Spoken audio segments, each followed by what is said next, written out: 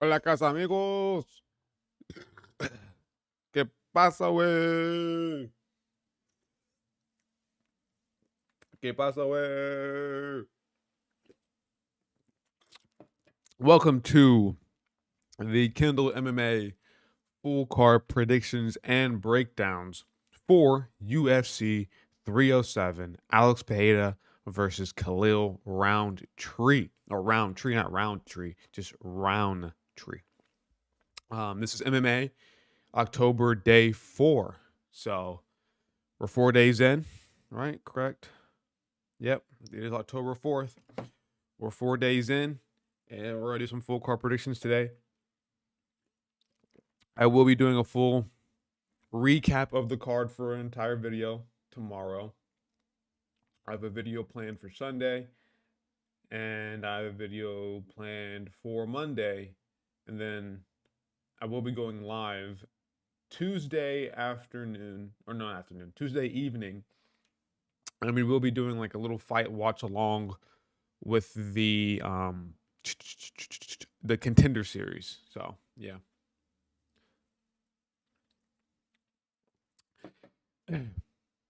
Man, Kayla makes me feel some type of way. That's you, bro. That's just you, Cranium. That's just you. But I do have this pulled up. Can you guys see it well? I think you guys can. Yeah, you guys can see it pretty well, can you?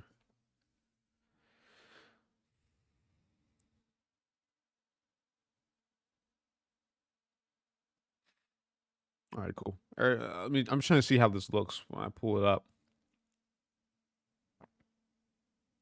Yeah, everything looks pretty good, pretty decent. Bro, Matt Brown hits hard as hell. Is he still fighting, bro? Is Matt Brown still fighting? He's on the UFC.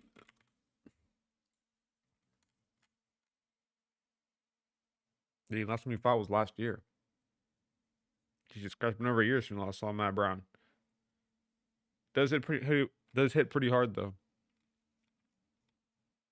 All right, whatever. But let's get into these predictions, man. He retired. Did he retire? He didn't retire on. No, he didn't retire after the fight, did he? No, I don't know. I don't know. I don't remember. That was last year, bro. I'm still kind of asleep. Trying to get myself woken up a little bit. But let's get into these predictions real quick, man. The first fight on the card is Tim Means versus Court McGee. Holy shit. These guys make me worry. But Court McGee does train out of Utah. So sorry, real quick before I even get to the prediction. Big this card is in it's in Salt Lake City, right? So it's at elevation. So expect people to gas out, expect shitty fights, expect unpredictable outcomes to fights. Expect really sloppy, shitty striking and people gassing out after the first round. People who would normally gas, like expect the unexpected when it comes to this shit because it is an elevation and it's gonna make a big difference in my predictions today. He retired on Instagram, Twitter, etc. He said, "That's it, I'm done." Most casual retirement. It's something Matt Brown would do, though. Let's be real. Let's be real. But yeah, elevation. Tim Means versus Court McGee. Both these guys are like 40 years old. Court McGee is almost 40. Tim Means is actually 40. I believe Tim Means is better than Court McGee. I think Court McGee is kind of cooked. I mean, lost to Alex Morono, got KO'd by Matt Brown, got KO'd by Jeremiah Wells. Like, I don't know, man. Like, but Tim Means, Erdos Medic, not a bad loss actually to Erdos Medic for the most part. Beat Andre Fialho, but he ended up being pretty dog shit. Morono, Max Griffin, Kevin Holland. Like, I don't think Tim Means is really anything good. Neither is Court McGee. Ended their careers, but it's at elevation. And do I think the elevation is enough for Court McGee to get the win here? He is shorter with a longer reach, only by half an inch. I don't know, man. This fight is like actually unpredictable as fuck. I'm so excited for Saturday, and it ain't for the fight card. Okay, man. Okay.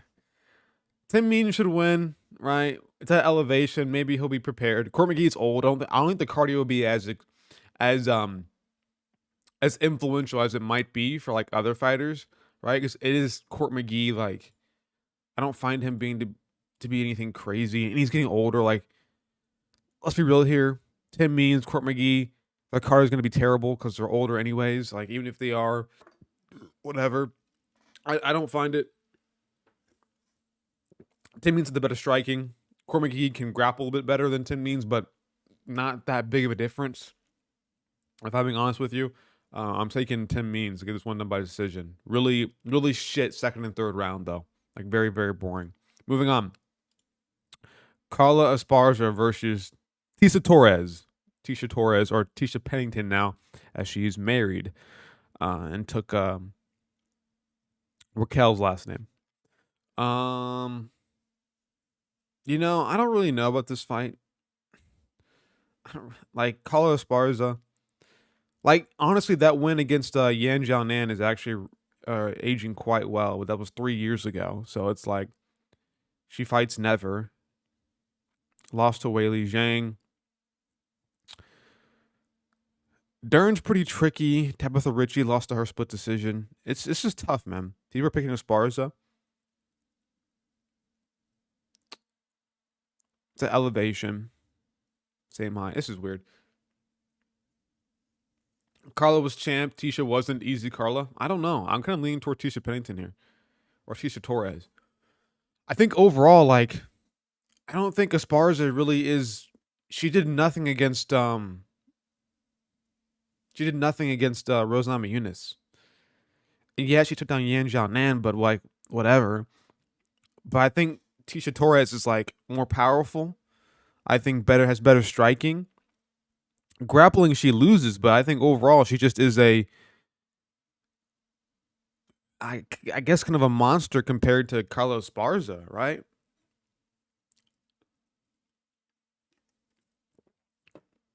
Esparza's 36, inactive, been almost 2 years out. Yeah, she was champ, but I don't think her being champ really means much of anything.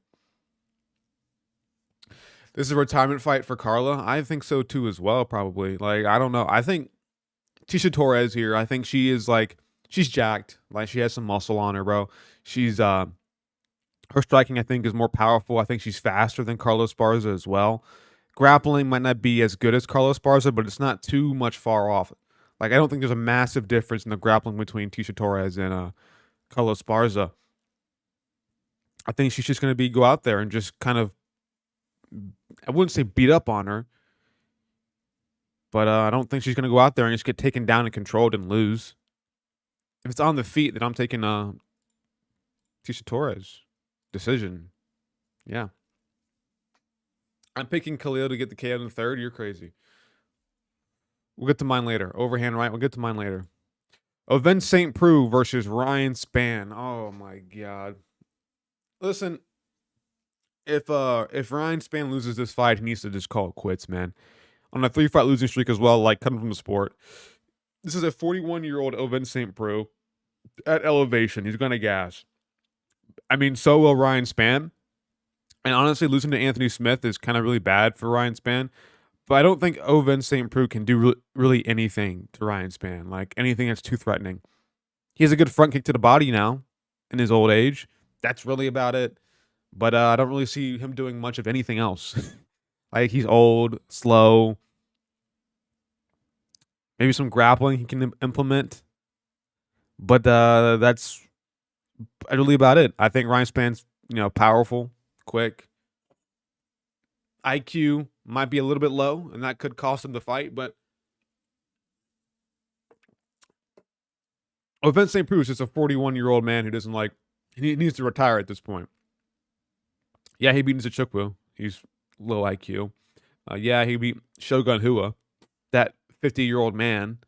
Like, lost to Krylov, lost to Anthony Smith, which was pretty bad because I don't know why Ryan Spann didn't throw low kicks in that matchup versus Anthony Smith. That was pretty dumb to me. He just abandoned the low kicks, so Like, he deserved to lose that fight, in my opinion. Lost to Guskov after I think he hurt him at one point. I don't know. Oh, Vince apparently makes like 300K per fight. I wouldn't doubt that. Like, he's been fighting in the UFC for forever, like for majority of his career. Ryan Spann, first round KO. Like, he should get this one done. Like, Vince St. Preux is done. Elevation. I would be pretty worried though. Like, if this fight does go into like the second and third round, I might like live bet Ovince St. Preux because it's at elevation again. But I'm pretty confident Ryan Spann will get a KO in the first round. He should. What's up, Noah? How you doing, my man? Moving on. Ihor Potieria versus Cesar Almeida. Now, Cesar Almeida is a good kickboxer. He just lost to Roman Kopylov. Kopylov had to resort to grappling in that matchup. And I think that's... And I think was he even that success? No, he was in the second round. The third round, I think, was a little bit harder for Kopylov because he was gassing out, right? Anyways, it doesn't matter. I think making Kopylov... Oh, I think forcing Kopylov to grapple is like really all you need to know that he's going to be a superior striker than Ihor Potieria. And Potieria just doesn't do really anything too well, right? Like, yeah, he beat Shogun Rua, that 50-year-old man. And yeah, he's beaten Robert Burschek. Cool. Fraud checked him, I guess. Maybe a little bit. But, yeah. Mikel Pajeda, Rodolfo Bellato, Carlos Olberg. I don't know, man. It's just tough. Thank you, Noah, for the gifted. Thank you, my man. For the gifted membership. I almost said submission. Gifted membership, man. Thank you, Bro Sigma. Hopefully he comes in here later, man. Hopefully he comes in here later. But yeah. Potieria can kind of grapple, but I don't see him being successful against Cesar Almeida. And on the feet, man, it's just a total mismatch. I mean, he's a former kickboxer as well, like KO, TKO, round one. I see it, man. Rip Sigma. He'll probably come in here later, man. He might be in here later.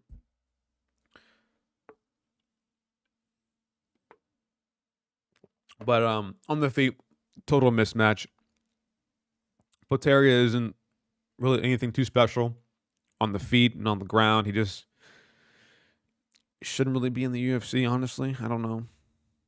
Not a terrible record, but I mean, he's a good kickboxer. He should win. Moving on up the card. Alexander Hernandez versus Austin Hubbard. Now, I have a take with this one. Either only one of two things can be true with Alexander Hernandez. Either he has the lowest IQ of all time taking this fight against Austin Hubbard, or he is really, really improved his cardio and he can go 3 hard rounds at elevation. Because the one thing that's really wrong with Alexander Hernandez is the fact that he has a really, really bad gas tank. So either he's going to have to get a first round KO or he loses. Unless maybe option number 2 is correct and he has great 3-round cardio. Now, in my opinion, I think Hernandez is better than Austin Hubbard. I think he's powerful, better striking. At lightweight, he's better in general. But again, this is at elevation, and I'm really worried about Hernandez not being able to get Austin Hubbard out of there early, and then he gasses out, and it's GG's for him. You know, that's my whole take with that. I think it's either really low IQ, or maybe he just is really confident in his cardio this time, which is, I don't know. I'm thinking Hubbard. Submission round 3. I think it's low IQ. I think Hernandez taking this fight is very low IQ. Like, why, when your worst thing that you have in your game is your cardio, why fight at elevation? Why? Maybe I'm wrong. Maybe he's been training really hard. It's only been 5 months since he last fought, man. I don't know, bro. It's tough. I don't think Hernandez can fix his cardio issue in 5 months. Don't think he could. He's been fighting the UFC for years now, and he hasn't been able to fix it. I don't think 5 months now he can just magically, bam, good cardio or decent cardio at the very least. Maybe he goes out there and he gets a first round finish of Austin Hubbard, but Hubbard's pretty tough. That's Hernandez gassing and getting finished in the third. Moving on. Mahina Rodriguez versus Yasmin Lucendo. Jesus Christ.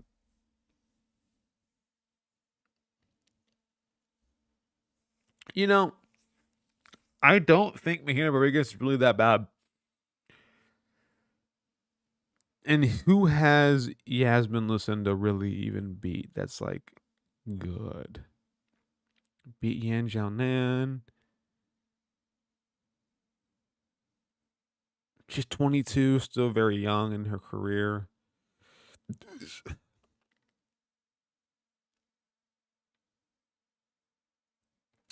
You know, I am going to take me some Mahina Rodriguez because I know it's Yasmin Lucendo, and I know the girls who look like her, typically they do very well in the UFC. Taz is so beautiful. True. Kendall, do it, shoot. No, I'm good, bro. What's Fight Night gonna be? I don't know. I don't even know, bro. I don't even know. But I'm taking Mahina Rodriguez. I think she just does things better than Yasmin Lucendo. Could she get chinned? For sure. Could she just get outstruck? For sure. She is taller with a shorter reach, a 1-inch reach disadvantage. I hate when fighters are shorter, but they have a longer reach than you. It's always hard for people who are tall to deal with that. She's just 37 as well. Oh, Jesus Christ. I don't know. This one's very tough. This one's very, very tough. I don't know. She's beating Broken Walker, Polyana Viana, Karolina Kowalkiewicz, like not really that crazy of women type shit. I don't know. I'm gonna take Mina Rodriguez. She does it better. Like her striking is good. She shouldn't even lost to Amanda Lemos because that was an early stoppage. Jandaroba is Jandaroba. Andrade, like she's fighting the most like Karen haircut girls in the UFC. That's the crazy part about this. Jesus, but you know what? I think compared to Andrade and compared to Jandaroba and compared to Lemos, I think Lucendo is a tad bit lower than them. Shut up, Noah. Whoop your ass. In game only. Moving on. The prelim finale. Stephen Wonderboy Thompson versus Joaquin Buckley. Now, here's the thing. I don't think Joaquin Buckley is a complete idiot with no IQ and no brain cells. And so I think he'll go out there and I think he'll shoot takedowns. I mean, he had top control on Ruzaboev. He had top control on Luque. I believe he took down Morono as well. Sorry. KO'd Fialho. Like, I really do think that Joaquin Buckley is going to be intelligent and go out there and not try to strike on the feet with Wonderboy for 3 rounds. Please don't do that. Don't go out there and be like, I want to make a statement and strike with Wonderboy and be a better striker than him. No. Just grapple. Just win. That's Wonderboy's biggest issue. He's 41 years old. Every single time that he's lost so far in the UFC, it's because somebody grappled him. Gilbert Burns grappled. Bob Muhammad grappled. Kevin Holland didn't grapple. Don't know why Kevin Holland didn't grapple him up, because he's an idiot. He didn't do that, and then he wins. Shavkat grappled him up. Like, Joaquin Buckley, the blueprint is there. I believe he'll follow that blueprint. He can grapple. I think he will grapple. It will be a boring grappling fest from Buckley, but he will win by decision. Jesus Christ. Probably the most boring fight of the card, honestly. Whatever. Kayla Harrison versus Kellen Vieira. Shit, do you need me to really go into depth with this one? Like, do you need me to like really talk about it? Like, full mount, ground and pound, TKO. Let's be real here. Elbows. Kayla Harrison's more jacked than me, than most men. She has capped delts. She has biceps that are bigger than my face. Um, Judo background, gold medals. Vieira is just a woman. That's it. That's really about it. Really about it. He's gonna take her down, judo throw her down, get into full guard, land elbows, and TKO Ketlin Vieira.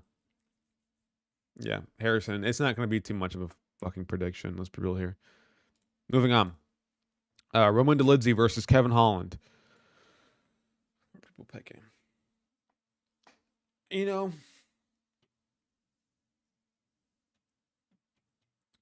I don't think I can ever confidently pick Roman Dolidze to win a fight.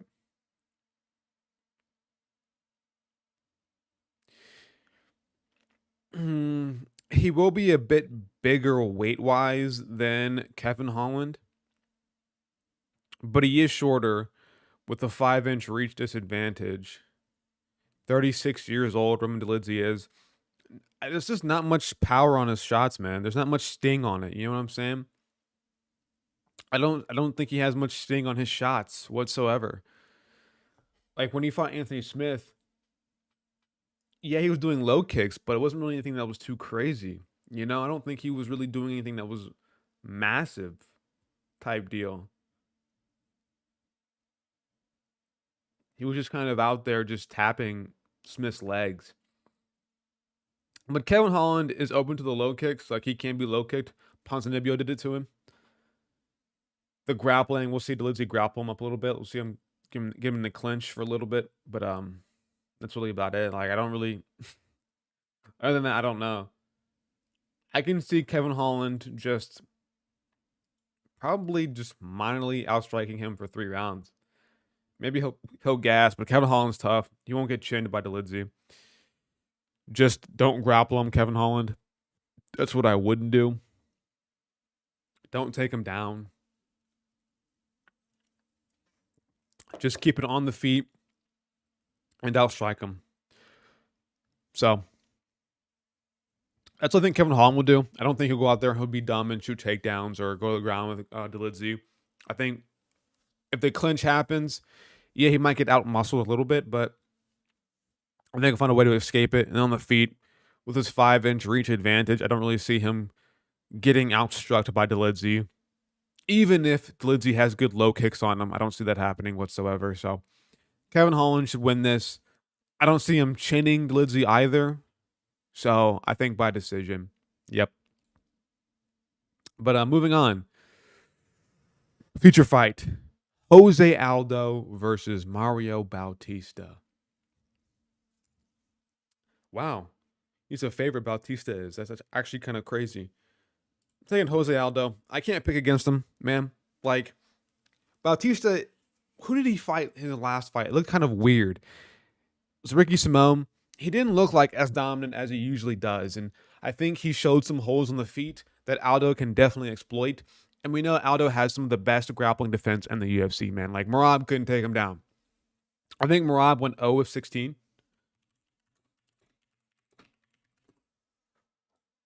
What did Merab go? Merab went 0 of 16 for takedowns against Aldo.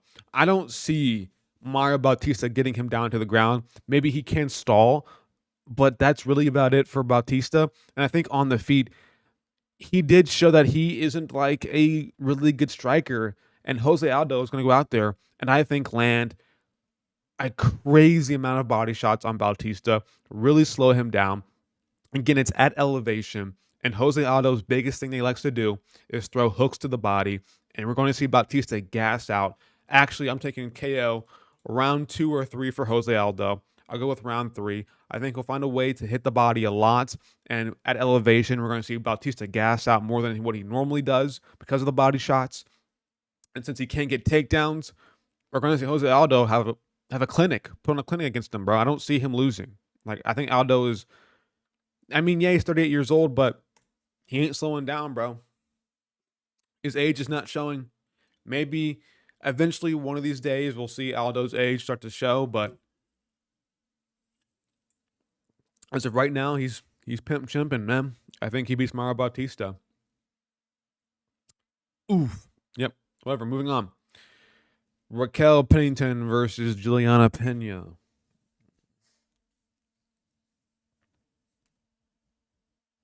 Oh my god. Taking Raquel Pennington. Decision. She has good boxing, I guess. Pena strikes like a 5-year-old. I don't see her really getting takedowns either.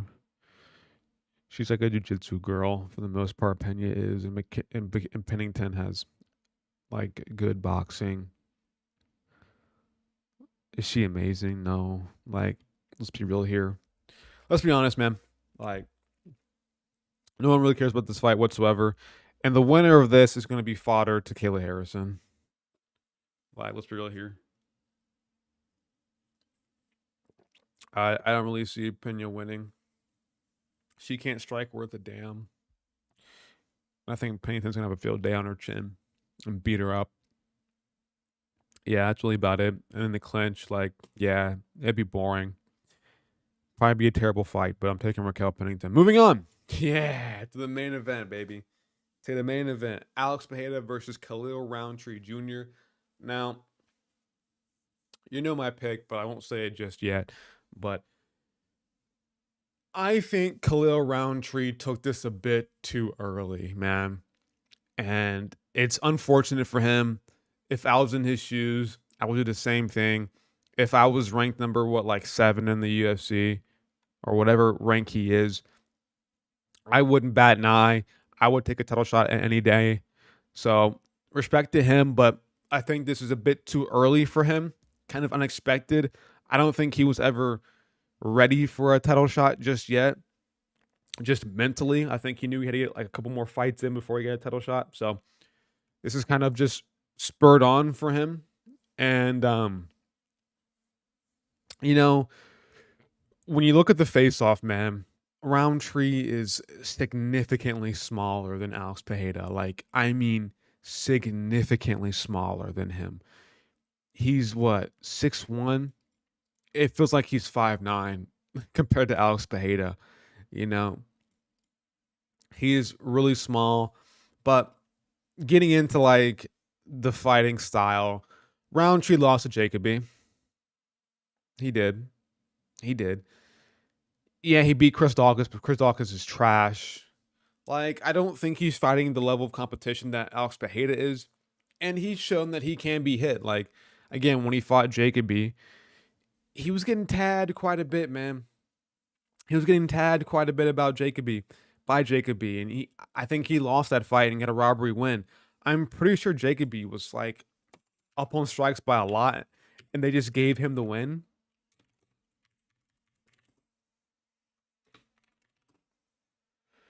For Alex being 37 is crazy. Yeah, not much time left for him, though. He'll retire soon. All right, look at this. We'll go significant strikes round by round. 34 for 20. 34, 34 compared to 20 for Roundtree, first round. 39 to 35 in favor of Jacoby in the second round. 47 to 30 in favor of Jacoby in the third round with no knockdowns or anything, but they just gave the fight to Roundtree. One of the biggest robberies I've ever seen in MMA. It's terrible. And, you know, Pereira knocked out Jacoby in kickboxing. I'm kidding. But that did happen, though. But I think just when it comes to striking, Pereira's, I think, better than Jacoby. And I think he's better than Roundtree. Roundtree likes to throw big shots. He's not really anything too crazy on the feet, man. Like, yeah, he's good. He has power, but he's going to be so much smaller than Pereira. He's going to have to throw a lot of overhands to connect on his chin. And maybe he can throw a 1-2 and find Pereira's chin, but this is a light heavyweight Pereira, not a middleweight Pereira. This version of Pereira is, I think his chin's a lot better than it was at middleweight. He was practically killing himself to be at middleweight. So this is the natural weight class for Alex Pereira. And when you just do the eye test, man, it's just different, bro. It's just different. Going from Smith to Alex as his next fight is a hard task to defeat. Izzy was having trouble defeating this man. And like, I feel like he can be patient at times, Roundtree, but he can't be patient in this fight. He's going to be getting walked down by Pereira, and that could be to his detriment. I don't know. Why is Pereira number 2 light heavyweight in the world? Don't tell me Topology has like Ankalaev as number 1 heavyweight in the world. Whatever. Anyways, yeah, I don't see Roundtree winning this whatsoever, man. I don't think he was ready for this fight. I think he needed to fight somebody else. Like, I don't think beating Anthony Smith is a title elimination bout. You know what I'm saying? I feel like he needs some time. I feel like he needed to fight somebody else in the meantime, but he didn't. Left hook, KO. First, second round. Probably first round. And it's going to be Pereira. He's going to make the reads on Roundtree. He's going to find what his holes are. Land a bunch of low kicks on him. Like, can Khalil Roundtree win the low kick game? No. Can he win the jab game? No. Maybe he can grapple, right? Right? And whatever this new special move is that Roundtree has, I can tell you what it is, man. It's a fucking takedown. That's what it is. That's Roundtree's special move. It's a fucking double leg. I guarantee it, bro. I guarantee it's a double leg takedown. And if it is that, then I don't. He's cooked. He's cooked. He's cooked. It's even worse when Roundtree's never taken anyone down. That's what a special move is, man. That's what a special move is. He's like, I mean, I don't take anybody down, you know. Special move. I got a single leg in my bag. That's what it is, bro. It's a single leg. That's a special move. It's a fucking single leg. I don't see him getting a takedown. I mean, maybe he goes for one, but I don't see him getting it, bro. Like, I think it's hard to take Alex Pereira down. When I think he's so much smaller than him, I don't really see him getting takedown, man. It's tough. What's up, John Dong? I think it's pretty tough for Roundtree. Pereira KO, TKO, round 1. I don't think he does anything better than Pereira. And I just can't pick a guy to win a fight where I think he's objectively worse than his opponent. You know, which is tough. Tough to say. It's MMA, bro. Maybe he can't fluke it. Maybe he can go out there and just chin Pereira out of nowhere. It's possible. UFC works like that. MMA works like that. But I think in the eyes of a predictor, there's really no way you can really justify picking Roundtree. It's tough, man. Make sure I save these, by the way. Cool. These are saved.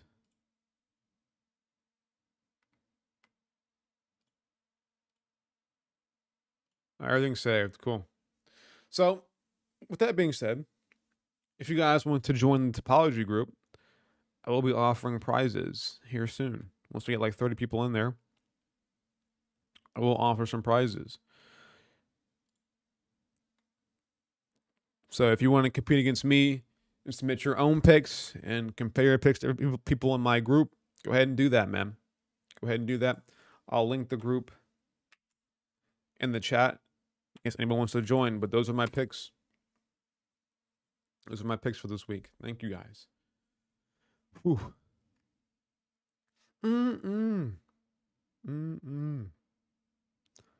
But yeah, cool. Any questions? Any questions, concerns, anything? Anybody's curious about the fight card? I'm gonna stay live for a little bit longer.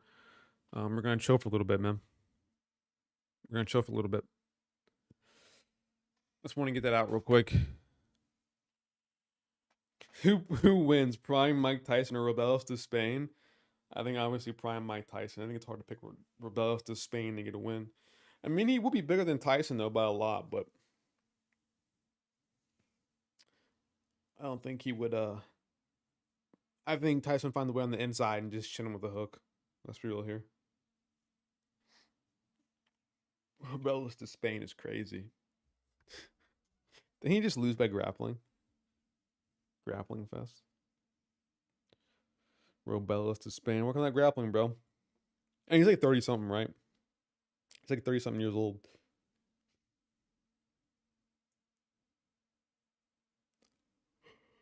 What's happening in the TikTok space? Not TikTok, sorry. What's happening in the MMA space?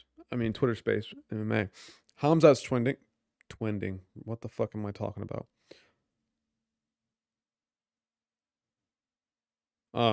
Hamzat's trending. Here we go. Hamzat Chimaev just got a new nutritionist. I'll pull it up. Dr. Mateo, I'm not saying that name, who also works with Armin Sarukian and worked with Giga Chikadze in the back in the days. For me, he's the best nutritionist in the MMA world, and if Hamzat ever decides to go back to welterweight, he'll do it with Mateo. Cool. Good for Hamzat. But that immune system is still garbo. Still a terrible ass immune system.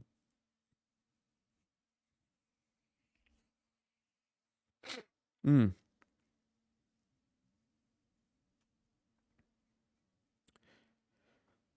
Duplessis, head coach, revealed his next opponent will most likely be Whitaker if he beats Hamzat Chimaev at UFC 308.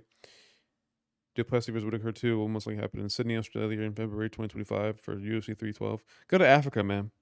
Go to Africa. Wait, are they saying Hamzat's next? Are they saying Hamzat's next? What the fuck? UFC 308. What the? Am I tripping about something?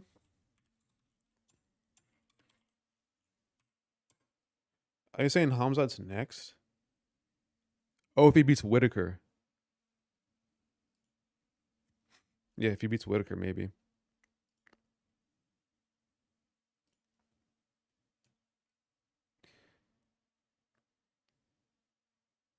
Oh, I just completely brain farted. Okay. The Dricus Duplessis head coach has revealed his next opponent is most likely Wobert. Why am I? I'm a 5-year-old now. What the fuck's going on? Robert Whitaker, if he beats Hamzat Chimaev at UFC 308. Okay. So I'm guessing he's going to fight the winner of Whitaker versus Chimaev. Cool.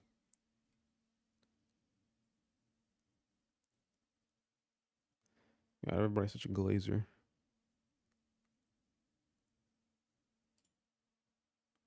Why am I clicking on this guy's account? All right, so not much is happening. And Dricus is trending as well.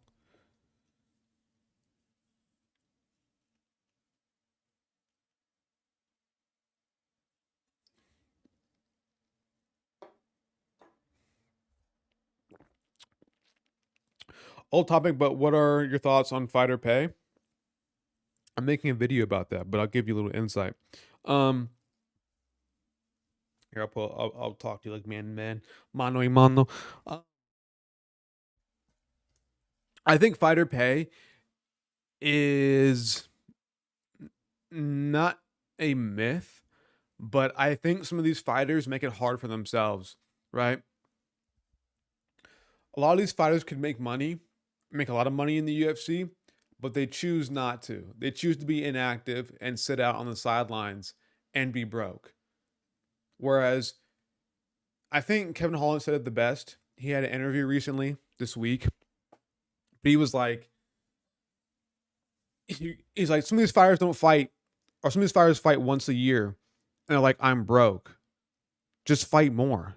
If you want more money, if you want to make some bread, just fight more. Fight 3 times a year. I think the baseline for every fighter should be fighting 3 times a year. That's every 4 months. Every 4 months you have a fight. That means you have, if a training camp is 8 weeks long, typically, right? That means you have to have 2-month break in between every single fight. A 2-month break, and then you're back in the training camp. So what's hard for me to understand is how some of these fighters only fight once a year. And they're like, I have no money. Because you're not working. You're not doing your job. So if you want to have if you want to be paid more, you have to do your fucking job, you know?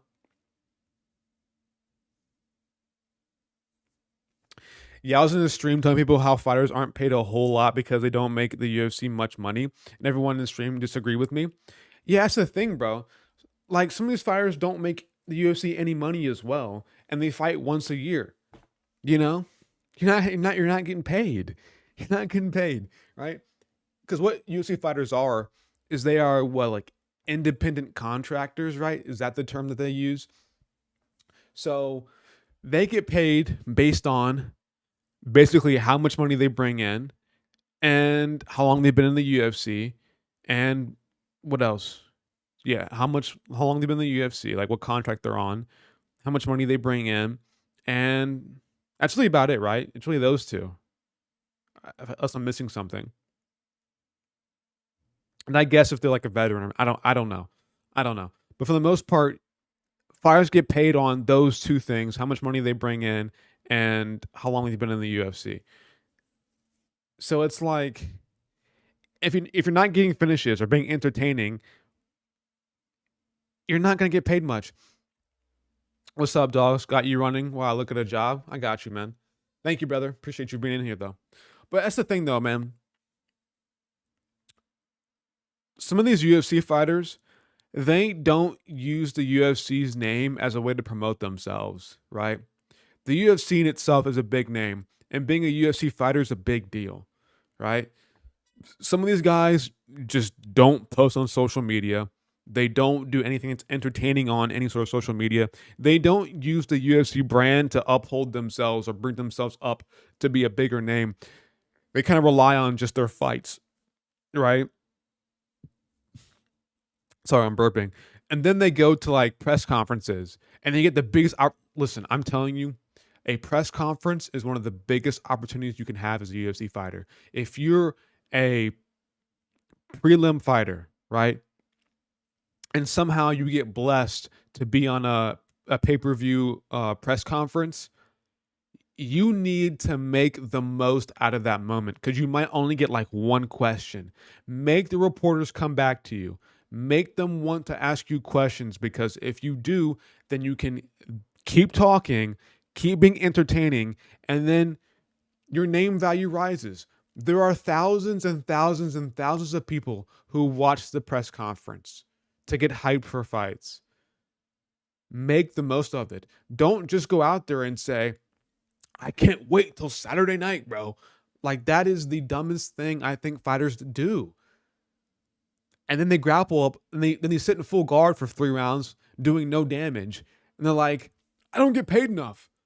And you're like, well, you only fight once a year as well. Like you don't bring any value as a product to the UFC. And it's just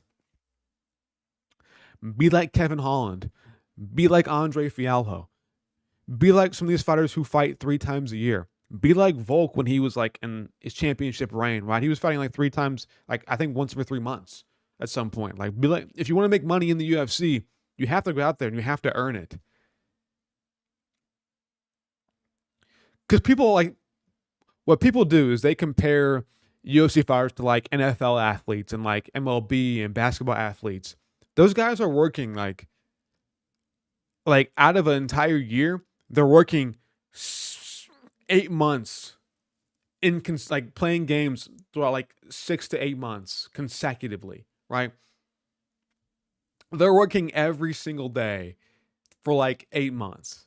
You know, going to practice, playing games at least once a week. If you're basketball, you're playing games multiple games a week in basketball. You're playing multiple games a week in baseball. Like you're doing a lot of different things just in that one sport. Whereas fighting, yeah, you're probably going and training every day, but you're not fighting every day. You're not getting into a because you really can't, obviously. But you know, and what job can you show up once a year and get paid a lot of money? Really none. You know, really no job works like that. I don't know. I'm ranting a lot. My bad. But I think fighter pay. To give an overall basic take on fighter pay, I think fighter pay should be improved a little bit. It should be upped a little bit for some of these lower level like these guys in their first contract. But for people who are like established in the UFC, they need to. I think it's fine. I think it's fine for the most part.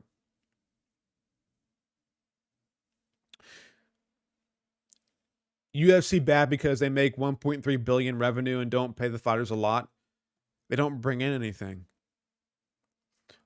Like as a product, if you're the UFC and you have this product and you're a business, what would you rather invest in? The company as a whole to make it a better product, or Merab Dvalishvili? You know, I don't know about you guys, but if I was the CEO of the UFC, I'm putting that money not towards Merab. You know, is Guru based and slash or retarded? Yeah, I think he's both. I think we all are because we're all fight fans. Let's be real here. We're all fight fans, man.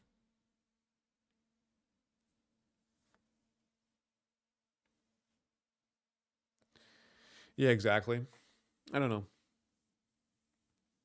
Like fighter pay should be improved for the guys who are just making their UFC debut.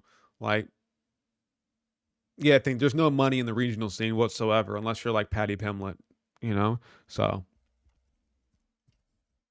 give them some money to get them off their feet, man. Give them like I think it should be like 20 for 20 baseline, 20 for 20 baseline for like a debuting fighter. Then after that, you know, get your worth, man. Know your worth.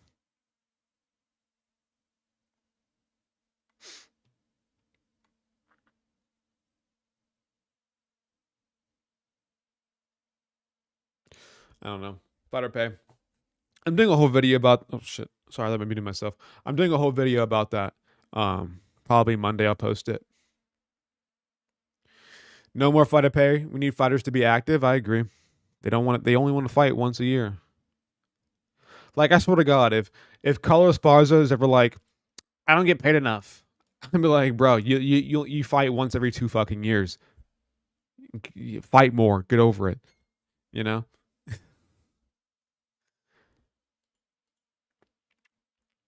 That shit pisses me off.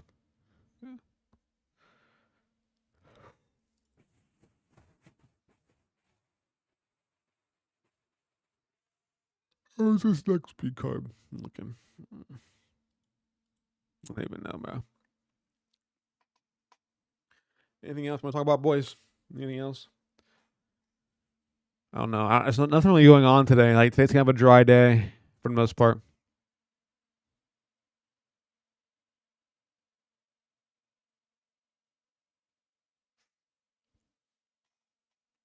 Fighter pay, I'd say 50% of the revenue for fighters. Hope UFC lost that lawsuit. What are you talking about? Are you saying that fighters should get half the revenue that UFC makes?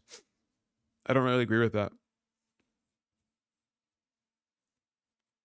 I don't think I agree with that. I don't want to incentivize fighters sitting out. And I think giving them more money would incentivize that. Why don't you agree with that? Yeah, I think that would incentivize fighters to be less active, right? If we give them more money, just by giving them more money, then it would incentivize them to just not fight anymore, right?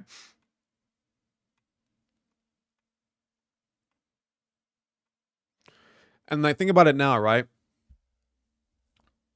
We're at this point where fighters are sitting out even with this kind of fighter pay, right?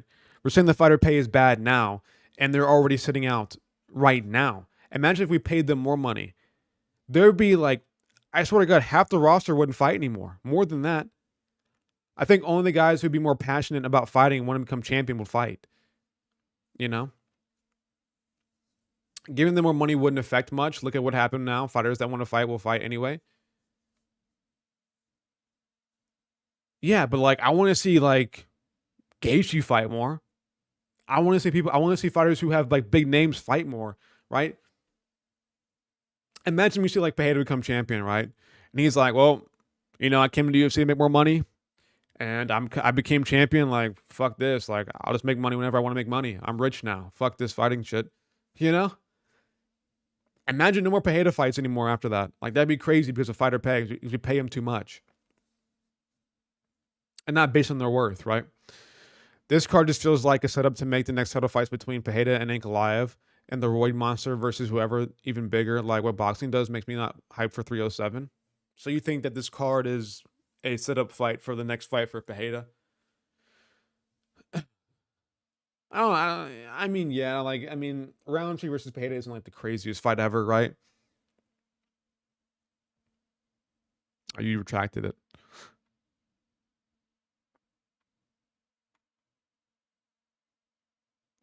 But what I'm trying to say, Matt, is like I just feel like if these fighters just get paid more just outright, and I feel like we're just going to incentivize them to just never fight, and that makes the product very, very, very bad. Especially for me as a viewer, as a guy who watches every single week and realizes how bad the cards are at times. It just feels like not having anybody on the cards would just make things worse. 50% of the revenue is like 2.5 times pay raise for the fighters. It's not like it's not that much. They will still fight. I figure champs will still fight 2 times a year on average. But they shouldn't.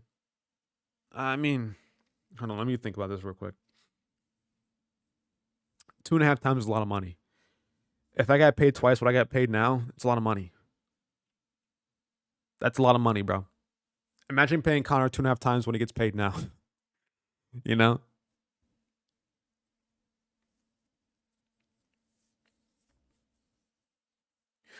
Like I was saying earlier, though, it's like, what would you rather invest? Like, if you're a business, right? If I'm the UFC CEO, what would I rather invest in for my company, right? If I make all this revenue, right? Would I rather spend the revenue on improving the product quality wise, like better cameras, better facilities, like the Apex, make that bigger, right? Or rather, I put that money towards like Marab or like an Aljo or like a Mark Jacadze, who is making you little to no money whatsoever, right? Or a Bilal, or you get my point, right? If I'm a businessman, I would rather put my money towards things that make the product better objectively than putting it towards a fighter who probably makes me lose money, right?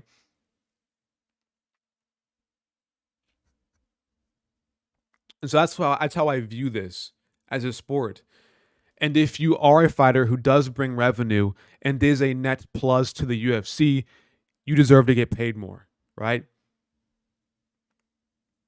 This is about business, right? And if I'm a fighter and I'm out here being a detriment to my own company, then it's like, you know what I mean? Yeah, it feels like a showcase Fury versus Chisora 3 type fight to build up Fury versus Usyk. So you're saying that they're trying. I don't even know if Payda and Ankalaev would be that big of a fight, honestly. Like, yeah, Payda's carrying the UFC right now, but I don't know if it's gonna be like a massive fight, like how people think it might be. When I think of Payda versus Ankalaev, I'm just like, oh yeah, Payda versus Ankalaev. It's be a good fight, you know. That's my reaction. It'd be a good fight, man. Yeah. Hopefully, Payda gets it done. I'm not super amped, you know.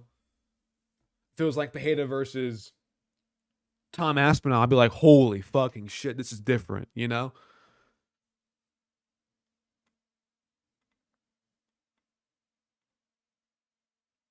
Payda DDP. DDP moves up. I'd be like, oh my god, this is different, you know. Like it's gonna be a crazy fight, you know. But I feel like Ankalaev is just not a guy I'm too excited to watch fight Pereira. I don't know.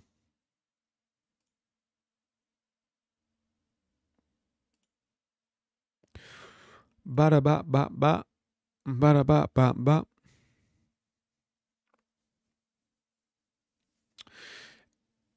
It will be bigger now with it. Sorry, excuse me.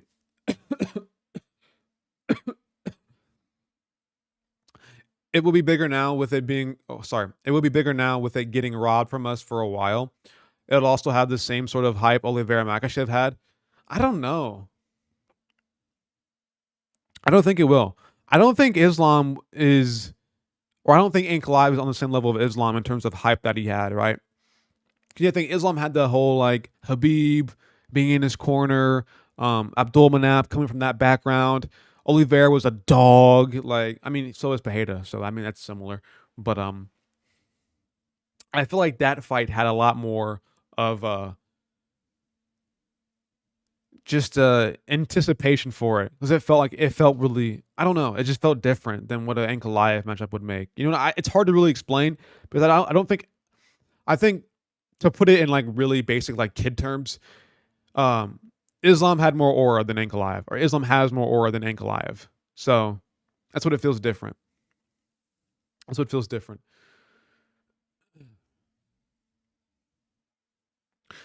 I get that from a business perspective, but it's not like UFC is improving their production. I honestly think they have regressed. They have become lazy with the productions. I mean, to refute that, the Sphere just happened, right? They put a lot of money in the Sphere. The Sphere just happened, you know, a lot of money in production for that card, you know. UFC 300, a lot of money went into that card, you know. I feel like this year is the year of the big pay per views, but the terrible fight nights, you know.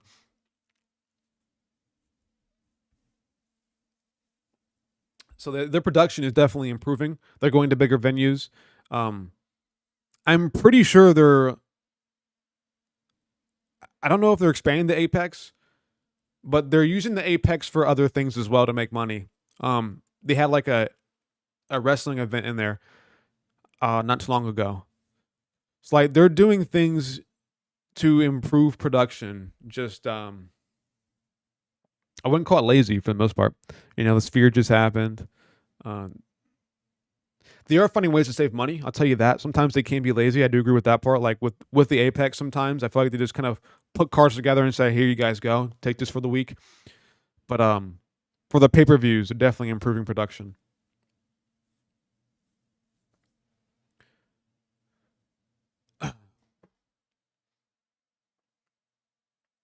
I guess, but if they do, I guess, but if they made something like Pajeda Aspinall instead, I wouldn't be that hyped because I honestly be surprised if Pajeda made it over 2 minutes.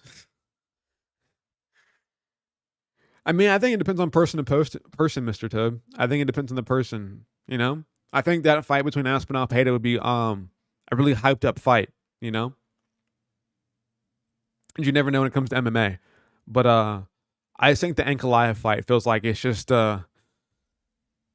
there's not much aura like how an Islam Oliveira fight had. I feel like that fight would have significant less aura to it. Just got to think, like, even though that Pajeda is like a beast and he's winning fights by KO a lot of the time, Oliveira was having the like best, the objectively the best fights ever, right? Getting knocked down, coming back, like he was having some of the craziest fights we've ever seen in a very long time, consistently, you know, getting hurt, coming back, getting a submission against Poirier.